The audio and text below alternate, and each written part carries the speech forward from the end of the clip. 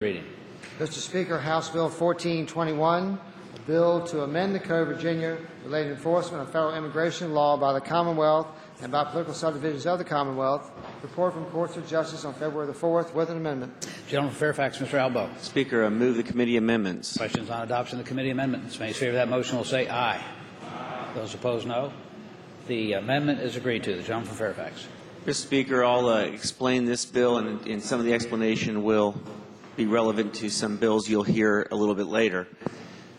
With federal immigration law, the federal government has set a number of rules, and there is a clause in the Constitution called the preemption clause, which says that when the federal government decides that they are going to take care of an issue in totality, a state can't get involved. The federal law says that only the federal government can enforce civil immigration law. So, for example, if a police officer sees somebody violating a federal bank robbery law, that's criminal, a police officer can take action. But if a police officer sees somebody violating the federal civil law of being in the country illegally, the police officer is not allowed to do anything because that's a violation of federal civil law. So with immigration, there are very, very few things that the state can do or a local government can do because it's preempted by federal law. What this bill says is to the extent that the federal government allows states and local governments to enforce federal immigration laws, that the states and local governments and their employees shall do so. It's a pleasure of the House to engross the bill and pass it to its third reading. Gentleman from Arlington, Mr. Hope. Thank you, Mr. Speaker. Will the gentleman yield for a question? Gentleman yield. I yield. Gentleman yields. Will the gentleman enlighten the body what prompted him to introduce this piece of legislation? What it prompted me was when the federal government authorized this thing called secure communities. And secure communities basically implementing a law that Virginia imposed a number of years ago that requires that when someone is arrested for a crime, they're fingerprinted and run through the immigration database. That the County of Arlington had a resolution requesting that they be removed from secure communities. And that's what prompted me to put this bill in. Will the gentleman yield for another question? Gentleman yield. I yield. Gentleman yields. Can the gentleman point to a single law that Arlington County has failed to enforce?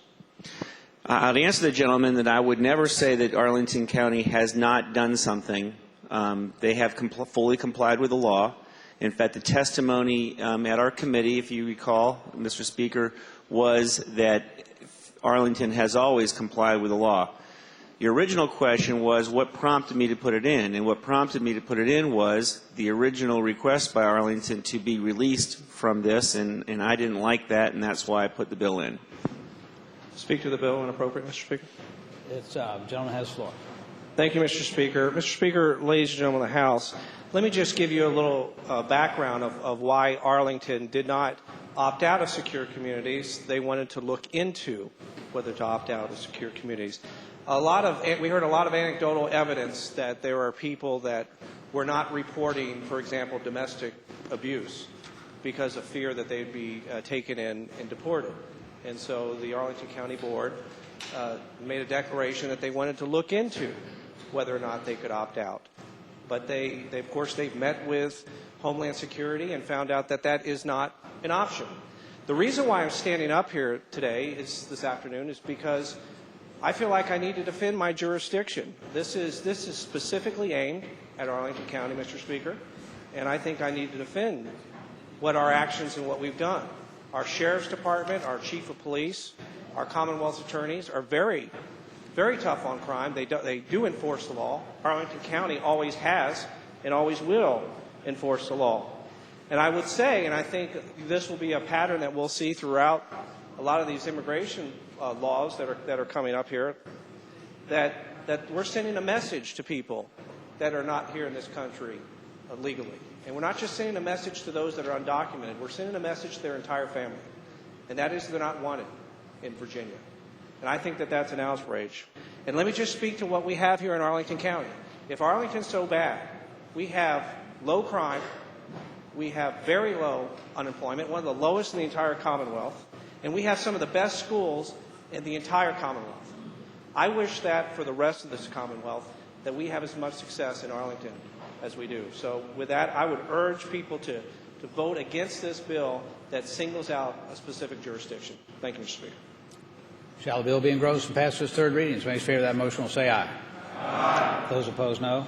No. Bill is engrossed and passed to its third reading.